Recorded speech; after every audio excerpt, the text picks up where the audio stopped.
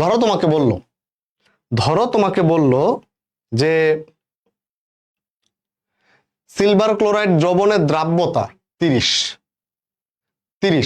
ঠিক আছে, মোলারিটি এককে এই দ্রাব্যতা প্রকাশ করো। তার মানে তোমার দেয়া আছে কিসে বাবা? দেয়া আছে হচ্ছে গ্রাম পার 100 গ্রামে। দ্রাব্যতা দেয়া আছে কি দেখো,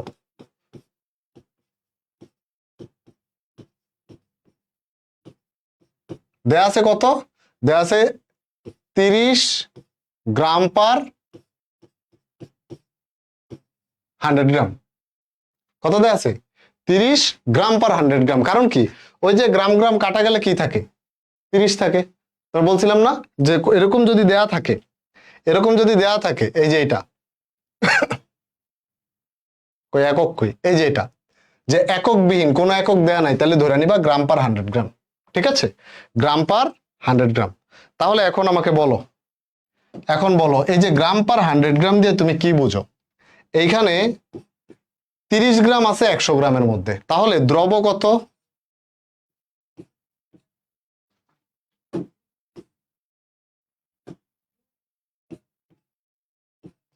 দ্রব হচ্ছে 30 গ্রাম, ঠিক আছে। দ্রাবক কত? দ্রাবক হচ্ছে 100 গ্রাম, 100 গ্রাম। তাহলে দ্রবণ কত? দ্রবণ হচ্ছে এই যে দ্রব যোগ দ্রাবক, 30 যোগ 100, তার মানে কত? 130 গ্রাম। ওকে, এবার আসো, তোমার কি করা লাগবে? মোল পার লিটারে নেওয়া লাগবে, তাই তো? মোল পার লিটারে নেওয়া লাগবে। এখন বাবা দেখো তো, তোমার দ্রবের পরিমাণটাই কি? যে দ্রবের পরিমাণটাই কি? ডাব্লিউ, তাই তো? এটাই তোমার ডাব্লিউ। এখন মোল পার লিটার নেওয়ার জন্য তুমি সূত্র জানো, যে ডিয়ার স্যার, প্রিয় স্যার, তুমি লিখবা যে ডিয়ার স্যার, প্রিয় স্যার, আমরা জানি, ডিয়ার স্যার, প্রিয় স্যার, আমরা জানি কি? W equal to S M V by 1000। এখন তুমি মান বসাবা, ঠিক আছে? মান বসাও। ডাব্লিউ এর মান কত? ডাব্লিউ হচ্ছে 30 ইকুয়াল টু এই এস এর মান তুমি বের করবা। এম কত ভাইয়া? এই যে ইসের সিলভার ক্লোরাইডের এম কত বলো তো? সিলভার হচ্ছে 107 বা 108, তাই না? আর ক্লোরিনের হচ্ছে কত? 35.5। তাহলে 35 আর 8 কত? 43, মানে 143.5। তাহলে এম এর মান হচ্ছে 143.5, নিচে 1000 ইন্টু, ঝামেলাটা হয়েছে কি দেখো, এই ভিটা কি? ভি হচ্ছে দ্রবণের আয়তন, তাই না? দ্রবণের আয়তন। কিন্তু এইখানে ভিটা কি দেওয়া আছে? এখানে ভি দেওয়া আছে গ্রাম, 130 গ্রাম। তো গ্রাম থেকে তুমি যখন আয়তনে যাবা তখন তোমার ঘনত্ব লাগবে, কারণ ছোটবেলায় আমরা কি শিখছিলাম? Rho equal to M by V. এখন ঘনত্ব দেয়া আছে? দেয়া নাই। তো আমরা ধরে নিব যে ঘনত্ব 1, ধরি রো ইকুয়াল টু 1। এখন যখন তোমাকে এই ম্যাথ দিবে তখন ঘনত্ব দেয়া থাকবে, ঠিক আছে? আর না দেয়া থাকলে আমরা এরকম সিস্টেম করবো যে রো ইকুয়াল টু 1। তাহলে দেখো, রো ইকুয়াল টু কি? Rho equal to M by V, ঠিক আছে। তাহলে এখান থেকে ভি ইকুয়াল টু কি? ভি হচ্ছে M by rho, M by rho. Okay, এই যে ভি এর মানটা তুমি বের করবা, কই? এখানে যে ভি এর মানটা বের করবা। তাহলে এখন দেখো তো কত হয় বাবা? এম কত? ভর কত? দ্রবণে ভর কত? 130, 130 ডিভাইডেড বাই রো। রো এর মান কত? রো এর মান হচ্ছে 1। তাহলে কত? 130 ml। এইটা দেখো, উইকেট পড়ছে। হ্যাঁ রে, উইকেটের তো কোনো খোঁজ খবর নাই। ওরা তো চিল্লা এখানে। দেখো এই মানটা বসাও। এ কত রে? আরে আইতাছি।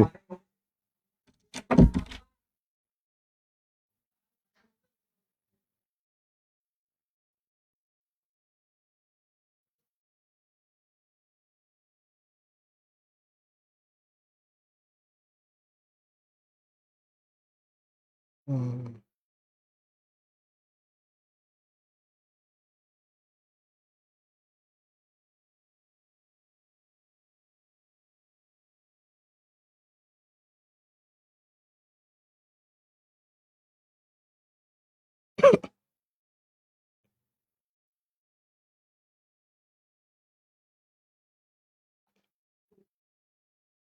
বাচ্চারা ওদের চিল্লানি শুনে আমি দৌড় দিয়ে গেছি গা।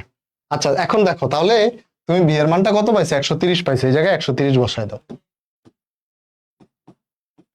এবার এখান থেকে তুমি হচ্ছে এস এর মানটা বের করবে, এস এর মান যেটা আসবে সেটা আসবে হচ্ছে মোল পার লিটারে, মোল পার লিটারে।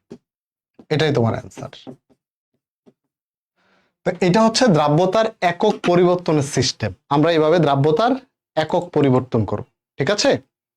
এইভাবে দ্রাব্যতার একক পরিবর্তন করব।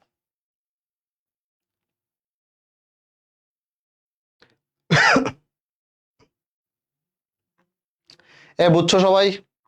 আজকে কিন্তু দ্রাব্যতার কিছুই দেখতেছো না তোমরা, জাস্ট উপরে উপরে আলোচনা করতেছি যে এটা এরকম এটা এরকম। খেলা সামনে বাকি আর কি, সামনে হবে, অনেক বিলকি জিলকি জিনিস তোমাদেরকে দেখাবো ইনশাল্লাহ। বাচ্চারা বুঝছো? ভাই একটু বড় করে লিখেন, বুঝতে পারছি না। আচ্ছা ঠিক আছে স্যার, বড় করে লিখবো। ওকে ঠিক আছে, তাহলে দেখো এইবার আসো আমরা আর ছোট্ট একটা জিনিস দেখব, দেখে আজকে তোমাদেরকে ছুটি দিয়ে দিব। যেহেতু আজকে খেলা চলতেছে, আজকে আর বেশি বিলকি জিলকি করবো না, ছুটি দিয়ে দিব। দেখো এই যে এটা স্বল্প দ্রবণীয় কারা। আসলে আমরা যে দ্রাব্যতা পড়ি, দ্রাব্যতা কাদের দ্রাব্যতা পড়বো? আমরা দ্রাব্যতা পড়ি হচ্ছে স্বল্প দ্রবণীয় লবণ যারা, ঠিক আছে? এখন একটা লবণ মনে করো যে পানিতে দেওয়ার সাথে সাথে দ্রবীভূত হয়ে গেল, তার দ্রাব্যতা তুমি কি টেস্ট করবা? তুমি টেস্ট করবা ওইসব লবণের যাদের দ্রাব্যতা মনে করো যে মানে স্বল্পভাবে দ্রবণীয়, অল্প দ্রবণীয়। এখন ধরো তোমাকে একটা লবণ দিল, দিয়ে বললো যে বাবা মফিজ তুই এটার দ্রাব্যতা নির্ণয় কর। এখন তুমি যে লবণটা দিছো 100% দ্রবীভূত হয়ে গেছে, তুমি নির্ণয় করবা কি? তাহলে যেগুলা হাইলি সলিউবল, অনেক দ্রবীভূত, এদের ক্ষেত্রে দ্রাব্যতা নির্ণয় করা যায় না, ঠিক আছে? কাদের জন্য? যারা হচ্ছে স্বল্প দ্রবণীয়, ধরো 10% দ্রবীভূত হয়, 20% দ্রবীভূত, 1% হয়, 2% হয়, 5% হয়, এরকম দ্রবীভূত হয়, তাদের ক্ষেত্রে মূলত আমরা দ্রাব্যতাটা পড়াশোনা করি, ঠিক আছে, স্টাডি করি। এখন আসো কে কে দ্রবণীয় কে কে দ্রবণীয় না একটু খেয়াল করে দেখো। অল গ্রুপ 1 মানে গ্রুপ 1 এর যারা আছে, ammonium and nitrate, hydrogen sulphate are generally soluble, ঠিক আছে? Ammonium ion, nitrate ion, hydrogen sulphate are generally soluble on all group 1, ঠিক আছে? আচ্ছা, most of the chloride bromide iodide are soluble, most of the chloride bromide iodide are soluble, অর্থাৎ chloride bromide iodide কি দ্রবণীয়, বেশিরভাগই কি দ্রবণীয়, কিন্তু বলছে কি এক্সেপ্ট সিলভার, লেড, মার্কিউরাস। এরা হচ্ছে আবার একটু ঝামেলা। এরা কারা? এরা হচ্ছে যেমন মনে করে যে ধরো সিলভার ক্লোরাইড এটা দ্রবীভূত না, মানে এটা বেশি দ্রবীভূত হয় না। তারপরে মনে করো যে লেড আয়োডাইড PbI2, এটা এটা অত বেশি দ্রবীভূত হয় না। তারপর ধরো যে মার্কিউরাস, এইটা ধরো Hg2I2, সুন্দর করে লিখে দিই, ধরো এটা Hg2I2, এই যে এরা। তো এই সিলভার, লেড, মার্কারি এদের সাথে ক্লোরাইড ব্রোমাইড আয়োডাইড যোগ হইলে তখন এদের দ্রাব্যতাটা কমে যায়, ঠিক আছে? এরা তখন কম দ্রবীভূত হয়। Most of the sulphate are soluble, বেশিরভাগ সালফেট কি দ্রবীভূত হয়, বেশিরভাগ সালফেট দ্রবীভূত হয়। হয় না কোনগুলা? এই যে silver, lead, calcium, strontium, barium, এই সালফেট গুলা, এগুলা কি এগুলাতে ঝামেলা আছে। ওকে, তো এই লিস্টটা একটু ভালো করে পড়বা, এটা থেকে MCQ আসতে পারে এবং তোমার সামনে যে দ্রাব্যতার স্টাডি আছে ওইখানেও কাজে লাগবে। ওকে, তো বাচ্চারা আজকে আর আমরা দ্রাব্যতার কোনো ডিপে যাব না, ইনশাল্লাহ নেক্সট ক্লাস থেকে আমরা দ্রাব্যতার অনেক ডিটেলস পড়াশোনা করব। ওকে, নেক্সট ক্লাসে ভাই তোমাদেরকে দ্রাব্যতার কিছু ম্যাথ করাবো। এরপরে দ্রাব্যতা যে কার কার উপর নির্ভর করে না করে এই দ্রাব্যতা নির্ভরশীলতা নিয়ে আমরা পড়াশোনা করব। এর মাঝখানে অবশ্য আমাদের পূজার ছুটি চলে আসবে, পূজার ছুটিতে আমরা একটা এক্সাম নিব, তারপরে আমরা একটা টান দিয়ে এই চ্যাপ্টারটা শেষ করে দেবো। টান দিব মানে এক টানে, আর কোনো ব্রেক থাকবে না, এক টানে শেষ করে দেবো। তো তোমরা যারা চিন্তা করতেছো যে তোমরা অনেক পিছায় আছো, তোমরা পিছায় নাই, ট্রাস্ট মি, তোমরা পিছায় নাই, তোমরা ঠিকঠাক আছো এবং আমাদের সাথে আমাদের প্ল্যানিং অনুযায়ী একদম ঠিকঠাক ভাবেই তোমরা জায়গা মতো যাইতে পারবা, ভয় পাও না। 26 ব্যাচ তোমাদের ইমিডিয়েট যে ব্যাচ তারাও ঠিক টাইমে যাইতে পারছে, তোমরাও ঠিক টাইমে যাইতে পারবা। তাদের ক্ষেত্রে আমরা এরকমই করছি, শুরুর দিকে একদম স্লো পড়াইছি, ধীরে ধীরে পড়াইছি, তারপর যখন তারা একটু বড়সড় হয়েছে, বুঝতে শিখছে, তখন টান দিছি। এখনই টান দিব না, একটু টাইম নিব, ঠিক আছে? তোমরা ভয় পেও না, জাস্ট আমাদের উপর বিশ্বাসটা রাখো, বাকিটা আমরা দেখবো ইনশাল্লাহ। তো বাচ্চারা, আজকে যেহেতু প্রথম ক্লাস দ্রাব্যতার একটু পড়াইলাম, আবার বাংলাদেশে খেলা আছে, তোমরাও খেলা দেখতে যাও, আমিও খেলা দেখতে যাই। নেক্সট ক্লাস থেকে ধামাকা হবে। ওকে, ভালো থেকো সবাই, আল্লাহ হাফেজ।